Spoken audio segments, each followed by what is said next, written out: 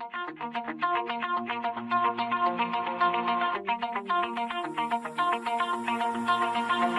my heart out of my chest, train my mind so I forget. Sink your teeth into my bones, dig me out, then fill the hole. Tear me apart and watch it burn. Tear me apart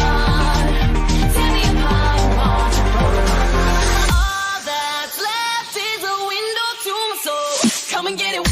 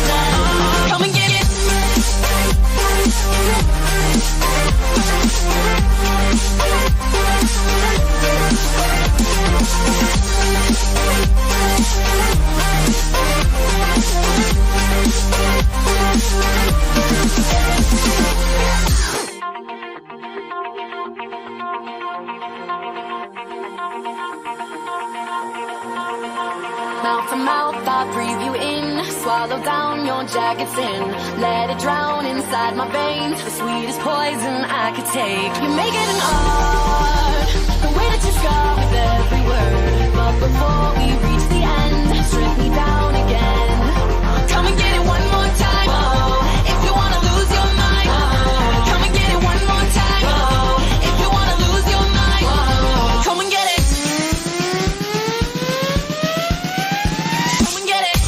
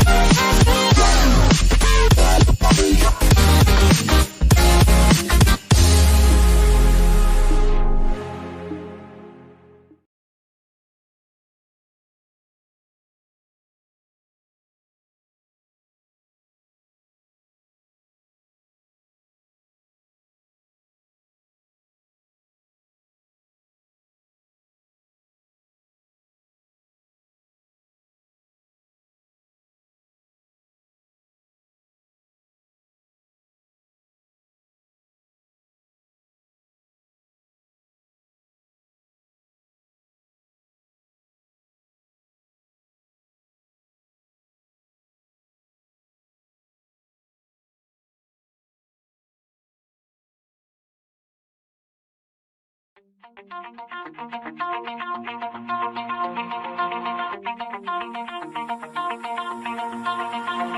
my heart out of my chest, train my mind so I forget. Sink your teeth into my bones, dig me out, then fill the hole. Tear me apart and watch it burn. Tear me apart and watch it burn. All that's left is a window to my soul. Come and get it.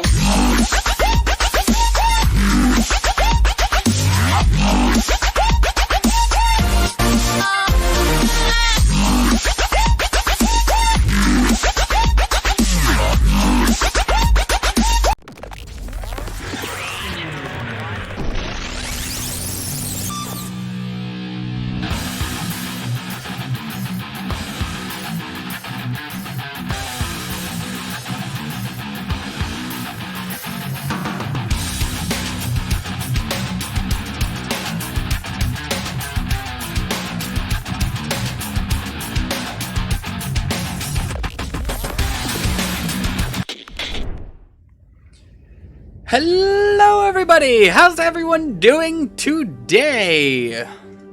There we go. I don't know why that wasn't working right away, but hey, yeah, welcome to the Yavapai versus BloodFin Mrgls matchup. Just as a quick reminder, there is a poll underneath this stream that I will be checking in with at a later point in time. But while these guys get the draft underway, you may be wondering what maps are available. So let's take a look at that quick.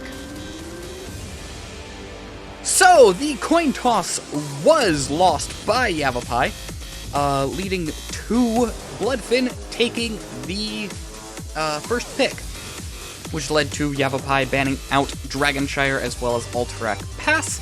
Meanwhile, BloodFin doesn't like BOE or Sky Temple. That then led to Yavapai taking us to the Towers of Doom. Let's hop back over to this draft, where we have both Lucio and Orphea banned out by BloodFin Mrgls, and Ana banned out by Yavapai. All of these feel targeted to me. I mean, Lucio is solid, especially in the lower tiers of play, because of the fact that you really have to burst one target in order to get past Lucio. However, we do also see the Anubarak, so they don't want the Cocoon. This puts us in an interesting position, as both teams seem to know exactly what type of fight they want. Yavapai seems to want a longer fight, because they don't want the Ana or the Anubarak forcing the short fight. Meanwhile, BloodFin seems to want the shorter fight, not wanting the burst heal. Though it is interesting that they deny Lucio, so I guess both teams want a slower fight. Wait, no. No. BloodFin wants a fast fight. They banned out the Lucio and Orphea. There we go. That's what I was looking for. However, we do see Jaina being picked up by the BloodFin Mrgls, as well as Kira and Uther being picked up by Yavapai. This still opens up a lot of availability for both teams.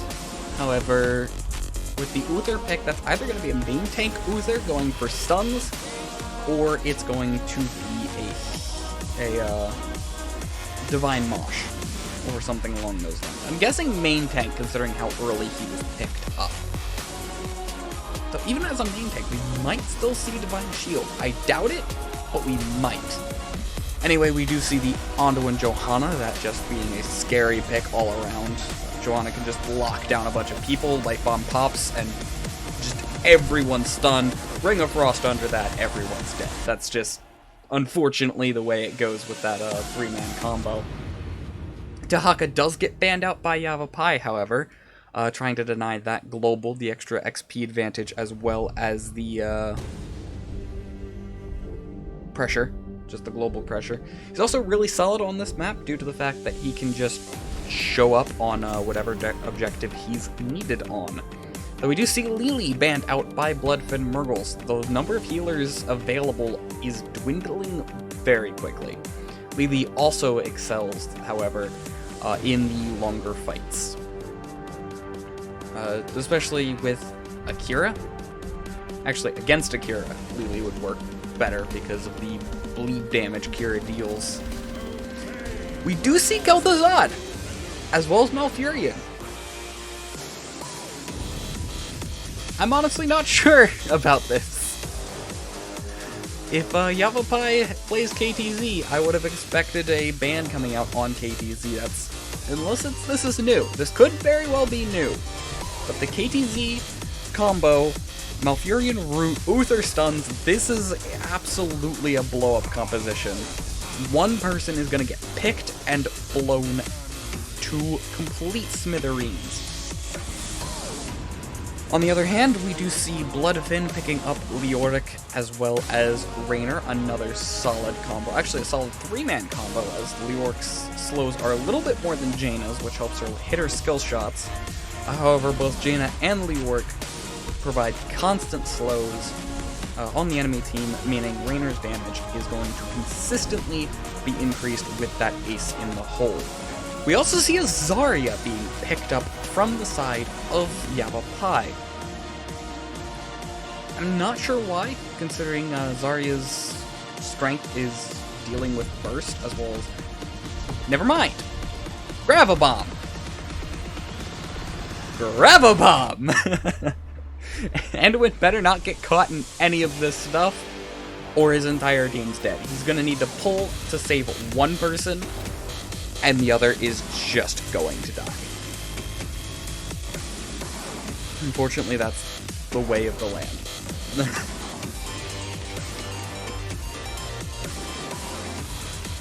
I'm a big fan of both drafts, though. Both drafts seem to know exactly what they want to do. I think BloodFin has a little stronger of a synergy, but we'll definitely see. Yavapai is definitely something to worry about. I am going to pull up this poll very quickly, which no one's voted on. Again, that is down below. I will be checking that periodically. It's the Twitch Picks panel.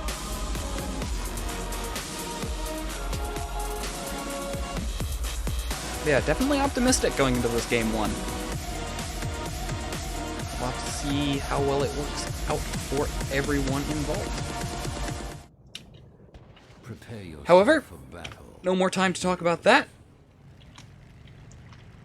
We have a game to cast. So, for Yavapai, we have Andre on Uther, Shankby on Zarya, Hydra Remix on KTZ, Lilobell on Malfurion, and Megu Milk on the Kira. Meanwhile, for BloodFin Mrgls, we have Berserk on Johanna, Butte Holiday on Anduin, Sonic's Bro on Jaina, Goodyear Blimp on Raynor, and in the top lane over here, we have Sergeant Terminator on the Leoric, waiting for the minions for that advantage in the trade.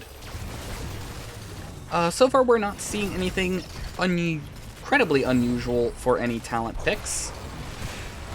We do see a fair amount of damage coming out early on the right side. Just a quick reminder that KTZ as well as Uther are very, very heavily reliant on a quest completion in order to bring value to their team, which is something that really should be noted.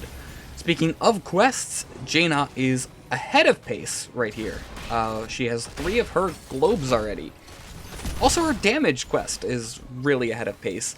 This is going to provide her the ice block that she'll desperately need against this team a lot earlier than a typical Jaina, as well as the damage bonus from Fingers of Frost a lot earlier than a typical Jaina. However, we do see the camp pick up on the side of Yavapai, however not on the side of BloodFin yet. Though it looks like we might be seeing an invade here. Let's take a bit of a look as Malfurion is blown up. This is absolutely an invade, and a successful one at that, just getting a little bit of blight on the enemy team on the side of KTZ. Already only 3 blights so far. Could have sworn I saw more chains hit than that, but apparently not. Now, this is a good move on the side of Yavapai. They did deny one of these minions from getting into the towers. BloodFin may be a little slow on their camp, but with that invade, this is still going to give them an XP lead, as well as a pressure lead that does need to be dealt with. And there's the camp pickup. And there's another globe for Jaina. Jaina's already halfway through her Fingers of Frost, which, granted, the fact that she's double soaking helps, but that's still a lot more than you might expect from a Jaina at this stage of the game. First objective is coming up, and as always, it is 2 top and 1 either mid or bottom. We do see the stun coming out from the Uther, but Uther falling very quickly. This is going to be a very awkward fight for the side of Yavapai. Yet again, I do remind you that both the Blight and the Hammer of Light are very much required for this to be a contest in a team fight. How does Kira bleed a skeleton? I don't know how Kira bleeds a skeleton. It's a very valid question. Same thing as how do you blind Illidan? But hey!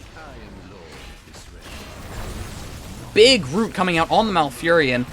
Without that burst heal, which he does very much lack, he will fall.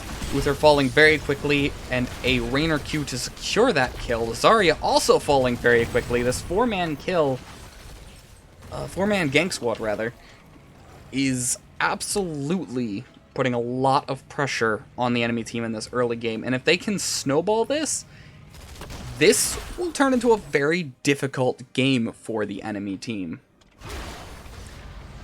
While everyone's kind of showing up and not much is going on except some blight here and there, that's now 8 blight, I'm going to check this top lane matchup, which does look like Kira's winning at least at the moment.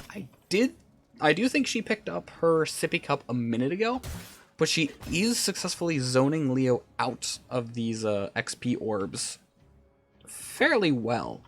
That is the Fingers of Frost completion, which I was talking about a minute ago. How about the Frostbite? That's about 1/3 done. So she's not kept up her extensive pace.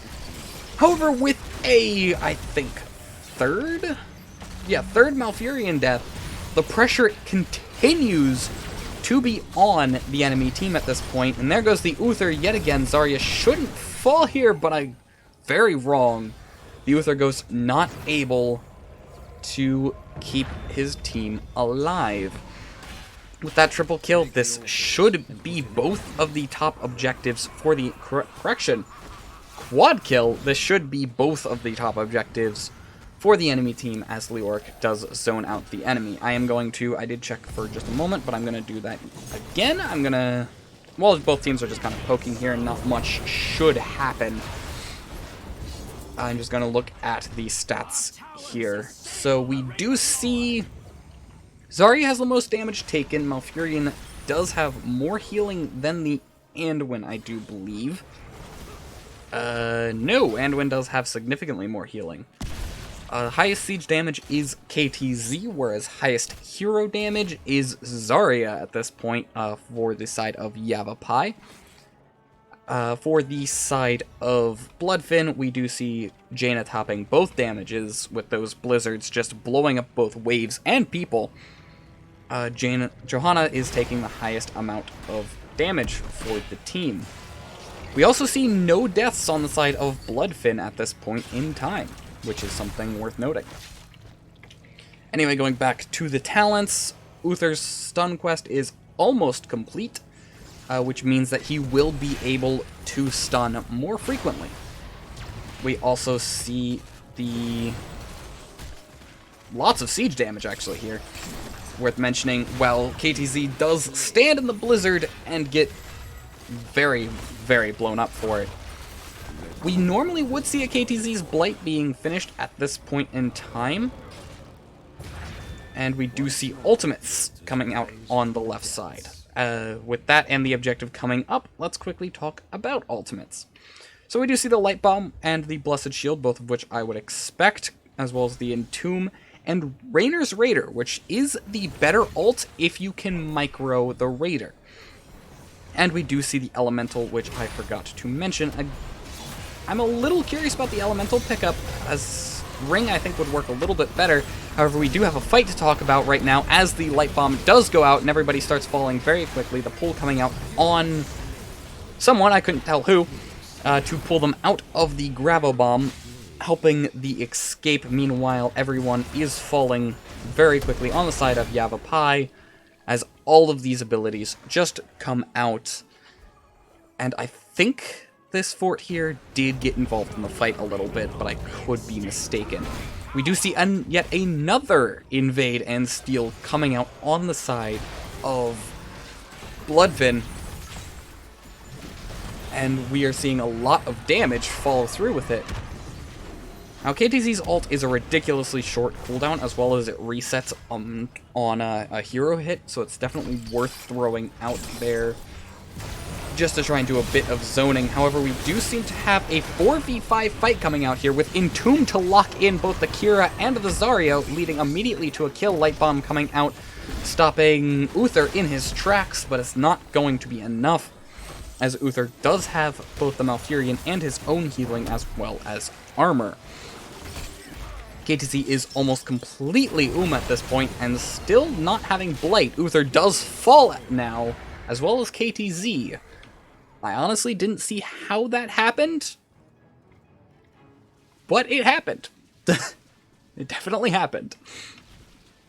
And I didn't even get a chance to talk about the left side ults, so I will go into that very quickly. We do see the Divine Storm, which I wasn't sure what we'd see, but it looks like we're going to see a triple stun build coming out from Uther.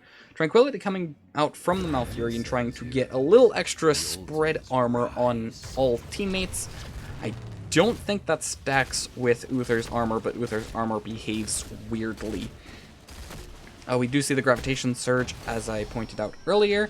Final Strike, which is really her only ultimate, and Shadow Fissure for the KTZ. We also see this bottom fort being picked up and this camp being annihilated. However, we did see 4 core shots come out from the boss pit. And everyone does rotate in for this objective. Now, Shadow Fissure is out for another 10 seconds. Not a forever length of time, but still long enough to worth mentioning.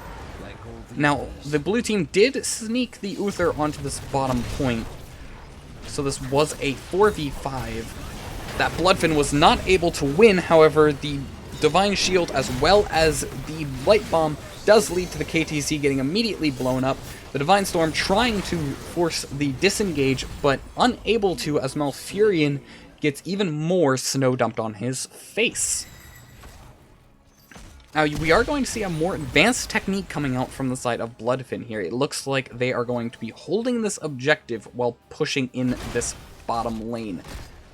It's rare that you see that on Division D, to be perfectly honest, but this does secure an extra point for them, as well as just being a solid place to push on the map. Does look like Raynor is going to be pulled, not getting locked down enough for the Shadow Fissure to hit, but there goes the fort, and there goes the extra shot, meaning that this match is now 8-32. I'm gonna hop over to deaths real quick, and yeah, still, the right team has no deaths. Unfortunately, KTC still does not have Blight. This is again puts the left team in a very uncomfortable position, especially with this map pressure and this camp. A Light Bomb does come out, as well as the Entomb. Malfurion dropping very quickly. KTZ locked in with the Entomb. Divine Shield trying to save the Zarya, as well as her own shield, and she does manage to make it out, but this camp gets another 3 points on the core, meaning that this is only 5 points left. This means unless left team does recapture this bottom tower, they will be unable to win, as the game will end right there. And speaking of objectives, this one down here is the one to watch. Because keep in mind, there's really no solid way for the left team to get in here, which means we only have the Shadow Fissure to interrupt that bottom channel. If I was the left team, I would desperately be trying to get a kill right here. This is where they want a kill. And as you can see, a lot of things did go out there, but none of it landing. Which means the fight is now going to be very much in favor of BloodFin until KTZ's stuff comes back online, which it is now. Entomb does go out, not hitting anyone, actually, and then immediately getting removed. The Elemental trying to dump a bit of snow onto the backline. Malfurion and Uther both drop, meaning that there are no heals for the side of Yavapai, meaning not Ariel, Zariel. Zarya is going to fall very quickly, as well as KT, but not a kill. And GGs are being called, as Raynor has captured the top bell tower, securing the game for BloodFin Mrgls. GG indeed.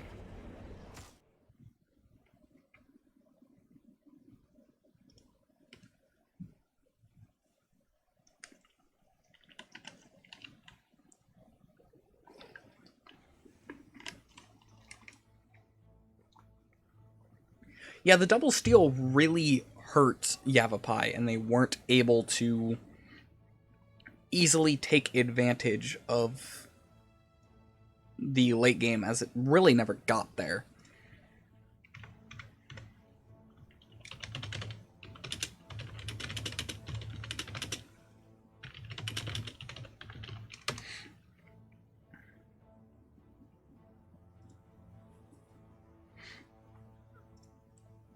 Does look like Yavapai wants the map pick.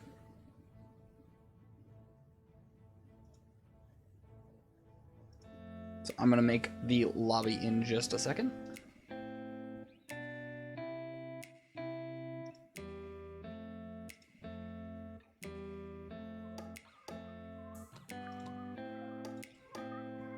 Double steal. I already commented on that. But yeah, BloodFin really took advantage of the early game strength they had, and it just couldn't get to the late game. And KTZ just couldn't get his blight. Leading to a very awkward game. Very, very awkward game for the side of Yavapai.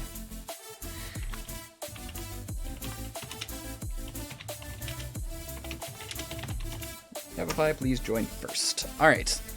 So while everyone's joining, I am going to double check this poll. Which it looks like we have 1 vote for Yavapai and 1 vote for both. Meaning that Yavapai does have 50% of the votes. So if you're a Yavapai fan, you're a little uncomfortable at this point in time. I mean, they might still be able to pull something out, but that first game, that was very brutal. Let's get BloodFin in here now. BloodFin Mrgls, please join now. Alright. So while they're joining, if there's any questions or anything along those lines, feel free to ask, even though there's a 40-second delay. So it will be a while before I see them. I'm very curious if we'll see like another KTZ or something coming out this time.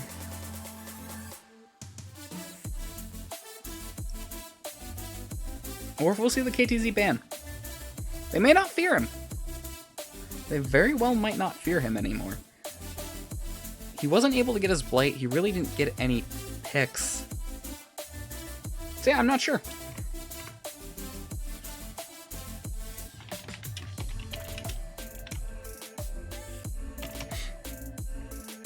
Lunar Mistress believes in the dream. Alright. Go ahead, believe in the dream. I'm not going to count Yavapai out yet. They've got 7 points. They must be able to win some games. Maybe that was a new tactic or something. However, yet again, we have a game that begins.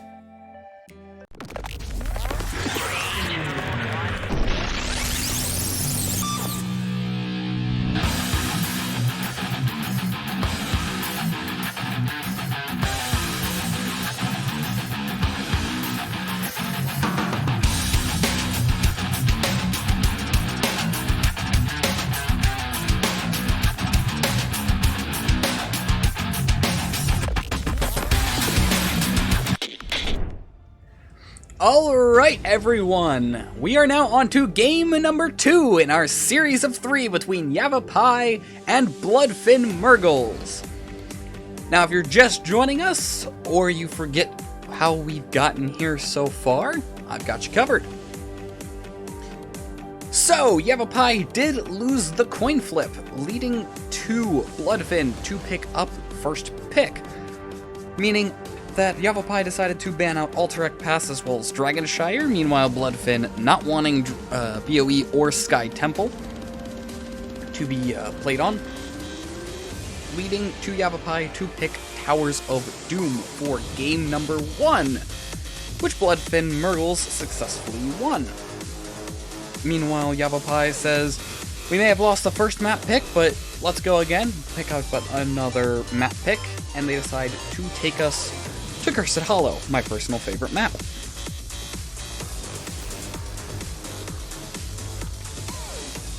That does leave us back to the draft, where we see yet again Lucio and Orphea being banned out by BloodFin Mrgls.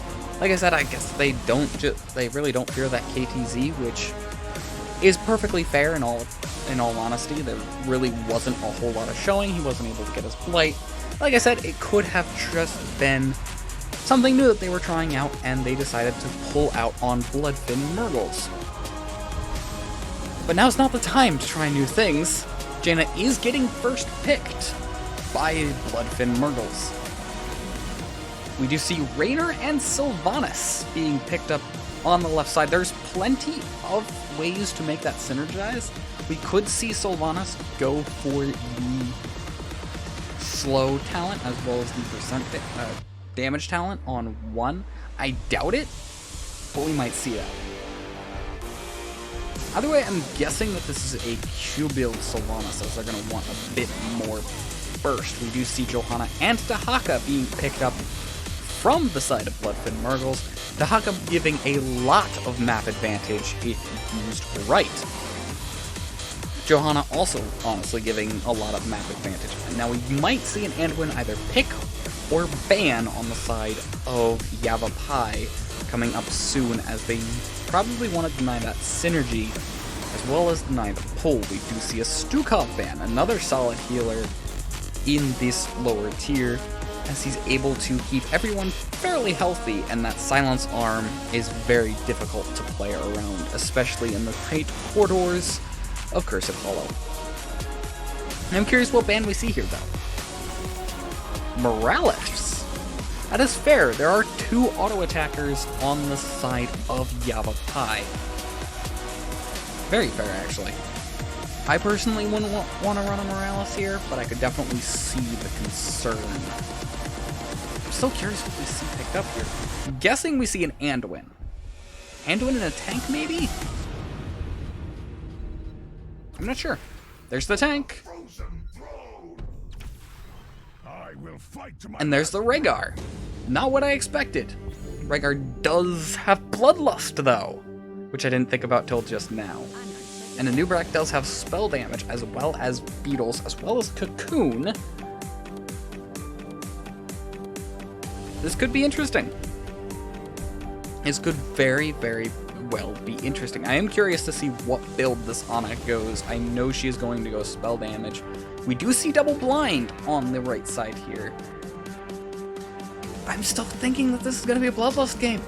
It's going to be very difficult to play into the double blind with a full-on auto-attack composition like this. We do see Ragnaros. Not who I was expecting, in all honesty. I guess he works. And to be fair, after 10, he can counter Dahaka pretty well. I don't know. Again, two very interesting drafts. Not as much synergy on the side of BloodFin, but still enough. And plenty of options to play, as well as camp. Gotta keep in mind that Yavapai had issues with the camps last game. Plenty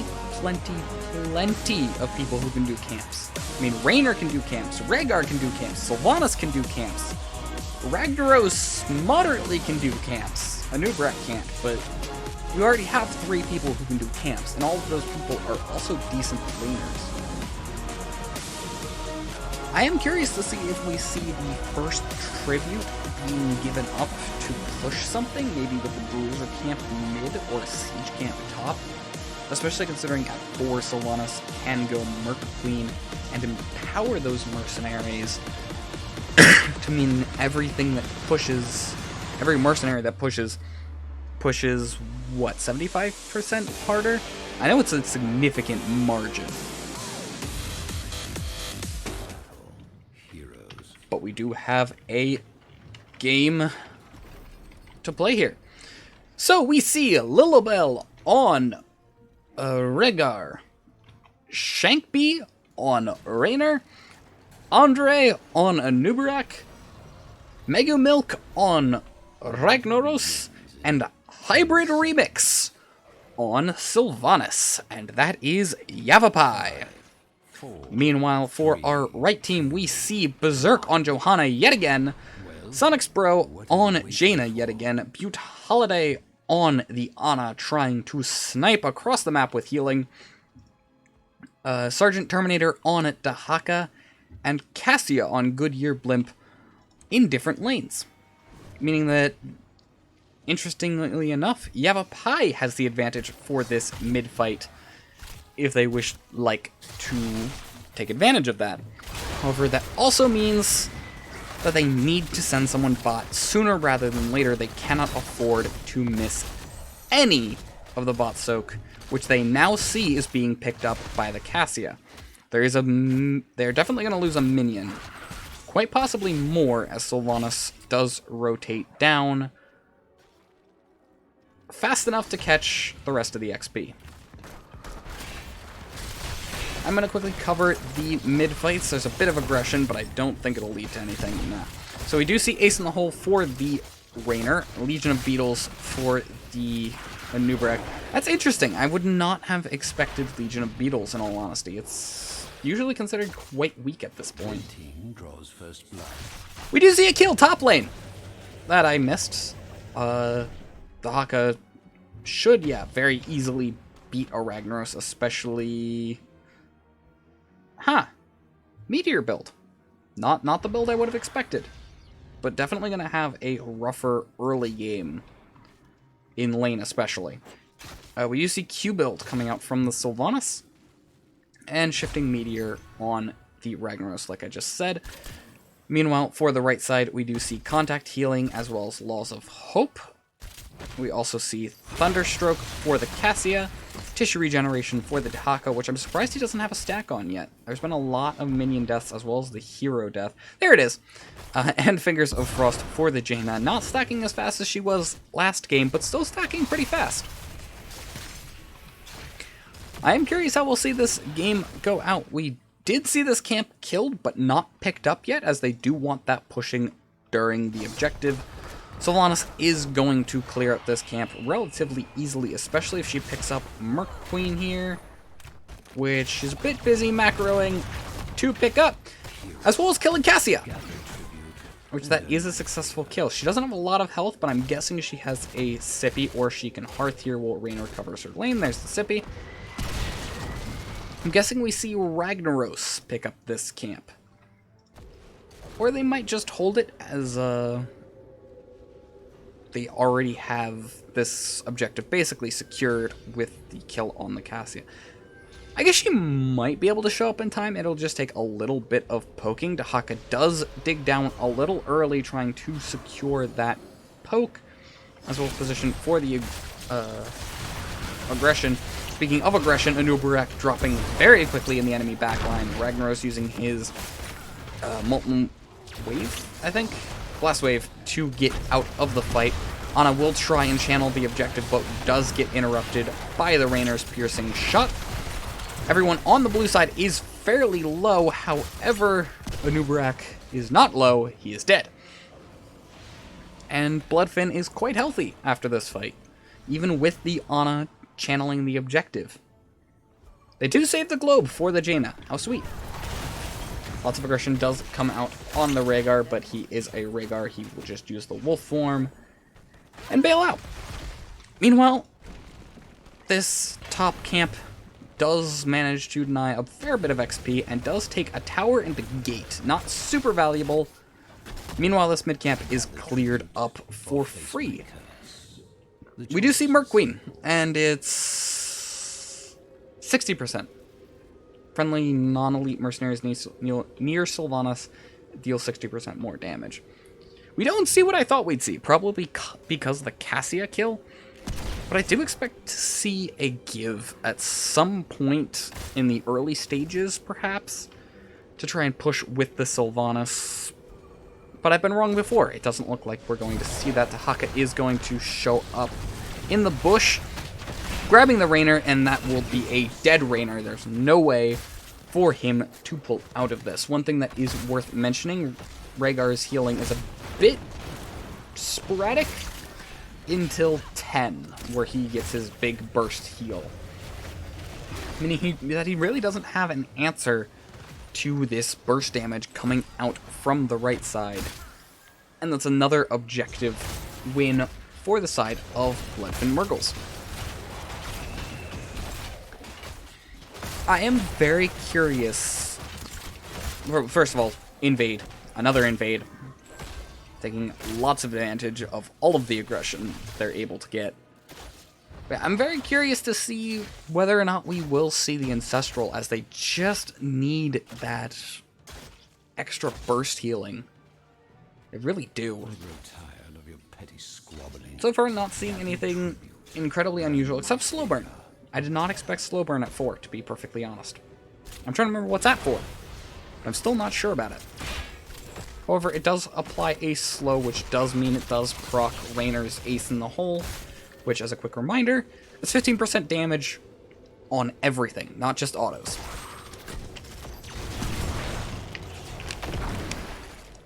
Johanna using that Iron Skin to get out of there. Jaina does get dove on, and a fair bit of aggression does come out. It did look like we saw either a sleep or a stun go out onto the Anubarak, who is currently just walking away, using his Carapace to stay healthy, just trying to disrupt the enemy team to a significant degree, and there goes Rhaegar getting blown up by that tongue pool. Already having used the cleanse on the Anubarak, not that he could have used it on himself anyway. And the third channel coming out from BloodFin Mrgls does secure a curse, and without Rainer, in all honesty, this is going to be a hard defense. A lot of their defense comes from Sylvanas, but a lot more of it comes from Rainer, in my opinion. This definitely is going to be a very hard defense until 5 seconds from now, and we are seeing a lot of the just damage coming out. Front walls falling everywhere. Does look like they don't really care too much about mid, but instead, I want to take this boss fort, which is a very typical tactic we will see. Another thing to note to make the defense even harder, 10 advantage for the right team. However, this is more than enough to get 10, and no one is here preventing these minions. Fort just barely being saved by the giant Ragnaros. I don't think it's going to be enough, though, as Rag does get forced out of it, and it doesn't have any health. It looks like he's going to die for this. Especially with the isolation going out on him. He can't heal, he can't poke, he can't do anything, and he can't survive. Speaking of forts falling, we do see this bottom one, meaning that all 3 forts do fall in favor of BloodFin Mrgls.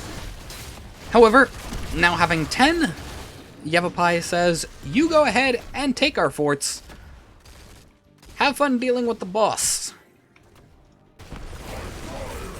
Now, the Lava Wave does come out a little early if they do sense out this boss, which I'm guessing they do. The side of BloodFin did not make a big deal about hiding this rotation, as they do pick it up. I'm going to quickly check the stats while we let all of the bosses and such get in position and wait for the fight. Looks like only one death for the side of BloodFin, and that was that gank in the early stages of the game. Ana does seem to have more healing. Yeah, more healing than the Rhaegar, which is not atypical until 10. Even then, she might still be able to keep up. Does look like Raynor is topping hero damage, and Ragnar's obviously topping siege, as Lava Wave pretty handily secures that nearly 100% of the time. I'm curious what the XP looks like here. That's not XP. That's XP. Does look like Rag and Dahaka are keeping pretty close for Team XP. Rag is slightly higher, but again, Lava Wave, we do expect to see stuff along that line. Speaking of Lava Wave, it will be able to assist in answering this camp, as well as cut off this retreat, should the need arise. They do want this Bruiser. I don't know if they're going to be able to catch it and get here in time. They do see two people mid, but BloodFin sees one person top. This is no longer a beneficial fight for the side of Yavapai, especially considering there's nothing to fight over. However, this camp is going to get free cleared, as I talked about earlier, as well as this camp on both sides, it looks like. Yeah, nothing's going to be able to defend this camp. Big aggressive dive coming out from the Beetle as he falls almost to half health near instantly. Tongue does miss the Raynor, luckily this time. Or face my curse. The choice. Yavapai desperately needs a good fight in here somewhere. I don't think they're going to get it. I'm still very curious about this Ragnaros' build. I don't recognize this build. I'm not aware of it. But hey, maybe this is the W build. It's been a while since I've seen the meatball build, so maybe meta has changed around it. I'm not sure.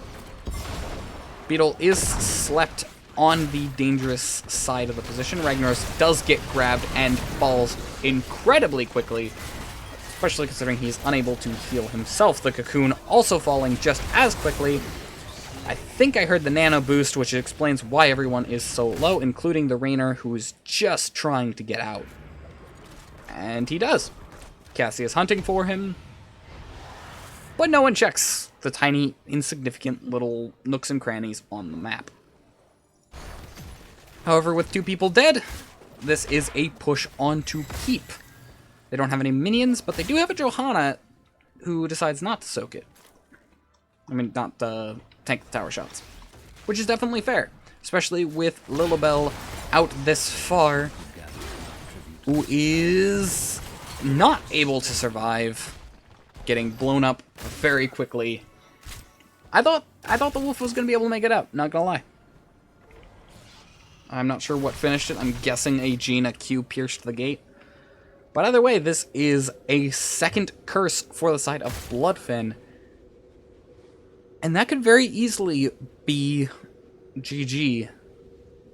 Especially if Yavapai can't get the 16s that they desperately need to defend this objective. This is also a siege camp. This is getting scarier and scarier for Yavapai, as this is several catapults in all lanes, pushing in on all keeps, all healthy keeps, but still all keeps. There's a siege camp bot. They're all pushing bot. This is absolutely a bottom keep. There's no way that it's not. It's likely two keeps.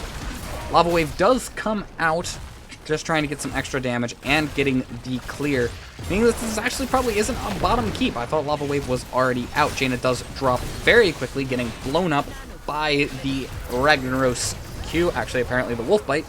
Ancestral does come out trying to keep The Unubarak alive and healthy. The Unubarak just trying to get people off of his fire elemental buddy. Relatively successfully. However, we do see, while all of this aggression's coming out, all of this damage is coming out on this keep, Dahaka is just having the time of his life up here, getting all the XP, all the damage, and everything he could possibly want. But it does look like all keeps will stay alive after this objective. However, lots of aggression does come out here, just trying to lock down anyone that he can to lead to a kill. But with the Iron Skin, the Blessed Shield, Sleep Dart, all of that, doesn't look like they're going to get it. Big stun, no follow-up.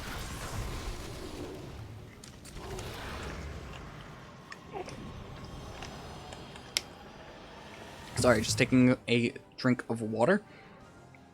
We might see the game start turning around at this point, in all honesty.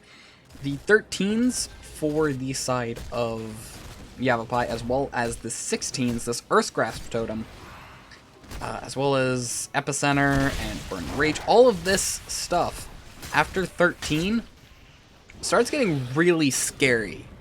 Especially for the team that they're playing into. Especially talking about scary, that Haka just getting ripped apart.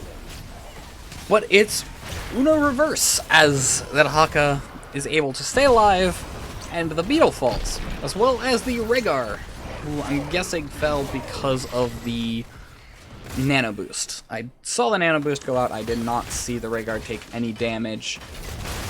But with his Ancestral off CD, I'm guessing he was just blown up far faster than he could have imagined. Does look like the boss call does come out for the side of BloodFin. This should be a free boss for them. These two camps mid definitely make it a free boss for them. Or a free keep. Either way, they win. And are they going to push with this boss or do a double boss call, I'm guessing. Looks like they want to push with it. With them pushing with it, everyone is up. But they might try and sneak someone over to get the Trib. I doubt it, though. Nope, it looks like instead we are going to see a full boss aggression and defense. And Unubarak does go in, getting the Cocoon on the Ana, which is immediately blown up. Lots of damage does come out from the Ragnaros trait, but the Ragnaros trait does fall. And the keep is falling very quickly. Raynor going down as well in the chaos. Meaning that this is a keep, and without Raynor and without Unubarak, this is going to be a very difficult core defense, if not unsuccessful, especially with the Rhaegar going down. Lots of damage did go out onto BloodFin, but without a kill secure, nothing is really going to happen, except Sylvanas. Sylvanas is going to get completely blown up, just like this core, leading to a clean sweep against Yavapai.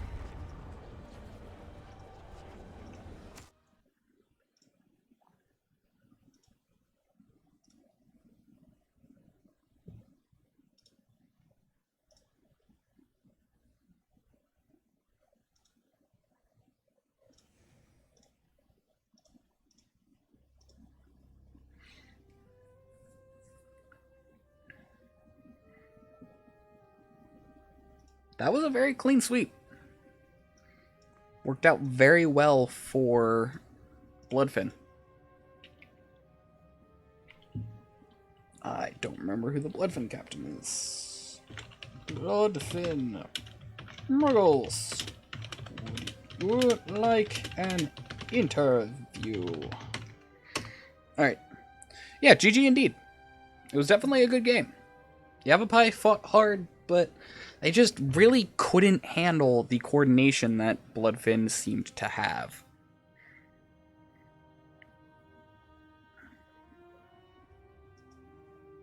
We did see Ragnaros top everything at the end there, which I'm actually kind of surprised by. Very quickly, let's look at the talents. Nothing crazy atypical for the side of BloodFin. Like I said, the Ragnaros is the only thing that was really atypical in this game.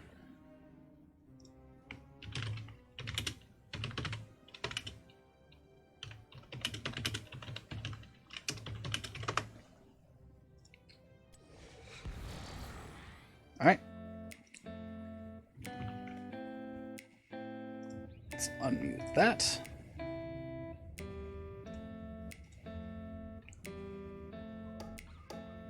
To have a lag fit, which I'm not happy about. There we go. We're just waiting for the captain to hop into the lobby.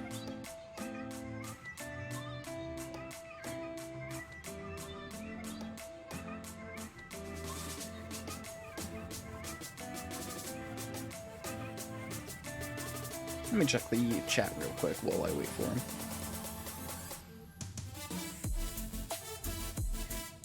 Yep, just GG's. Lots of GG's. There we go. Hey, Hello! how are ya? Pretty good. How are you after your clean sweep? Not too bad. Some sweaty palms, but yeah, you know. Very fair. There were some calls that I at least consider close. I don't know how you guys felt in the moment. Yeah, we rely on some. I think I would say it's like Chad level calls, but they're conservative Chads. Are those a thing? Are conservative? I think it's kind of an oxymoron, but I understand what you mean. Yeah. So you just go a little ham, but you know, like the low sodium ham. Yeah. Yeah. No, but it was a really good match. They played very well, and you know, we were fortunate to have some good plays. Shane, Terminator, does a lot of our homework and our research. And Holidays Holiday is an excellent healer. I mean, she doesn't play Rhaegar, which you know, but beyond that, you know, so Sonics is really good. Berserk is an incredible anchor, and I feel like I'm back here, you know, with the help, you know. But you know, That's we got the a way really it should team. feel as a DPS. Yeah, exactly. Yeah, they're doing all the heavy lifting, but no, it was really fun. I'm kind of curious by the bans. Were they target bans? Because I noticed that they were the same both games. Yes. So one of the things that we really try and make sure is clean is our macro game. Okay.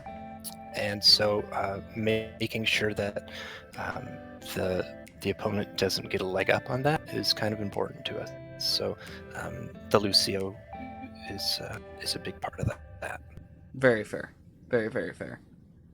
I am curious. The KTC seems a bit out of nowhere, especially considering with you guys having the scouting and stuff. Typically, if you see someone who plays a decent KTZ, they instantly get that banned out.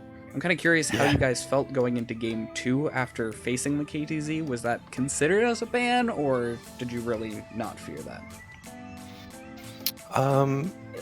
Truth be told, that guy's chains were lit, man. Like, he was throwing some chains from out of nowhere. It was amazing.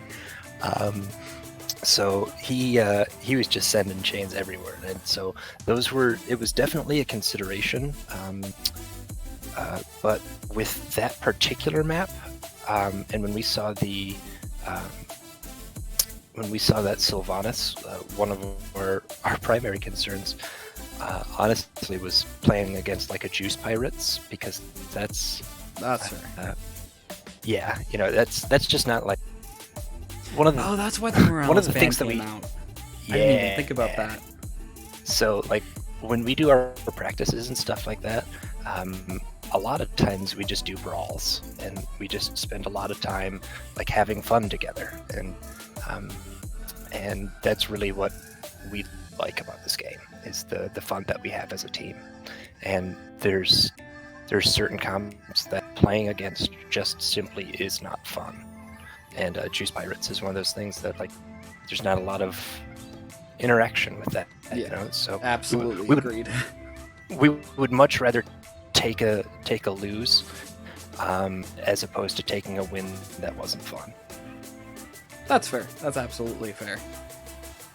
That's pretty much all the questions I had for you. So, are there any shoutouts that you would like to make? Oh, shoutouts. Man, I'm sure I'll have some eventually, and in like 5 minutes, when the team comes back from peeing, they'll all yell at me for not mentioning their mothers or something. But no, it was a really good game. We were happy to play it, and looking forward to next time we play. So thanks for casting. It was great. You're very looking forward to watching it. So, thanks a lot. Very well. And good game. Good game to Ghosts of. I've been intentionally mispronouncing their second name, so it's been like Ghosts of Yoshi Island and Ghosts of Christina Yamaguchi and stuff like that all week. So I apologize. I don't know what the actual third word is, but it was a really good game. Ghosts of Yavapai. Sure, that one. So yeah, it was, but really it was. We had a lot of fun, and it was some good games. So thank you so much. You're very welcome. Thank you for playing. Oh, I'm sorry. Thrall. They're yelling at me. I need to mention Thrall. We didn't have a Thrall, but I guess he was there with us in spirit. Is everybody happy now? There. Yes. There you go. Okay. Thank you. You're very welcome. Thank you. Bye-bye. So it's been a pleasure casting for you guys. I don't have anything planned for this after this, so I'm just gonna wrap things up here. Thanks again for joining me on this wonderful cast of BloodFin Mrgls versus Ghosts of Yavapai. Thanks again, and I'll see you guys all around.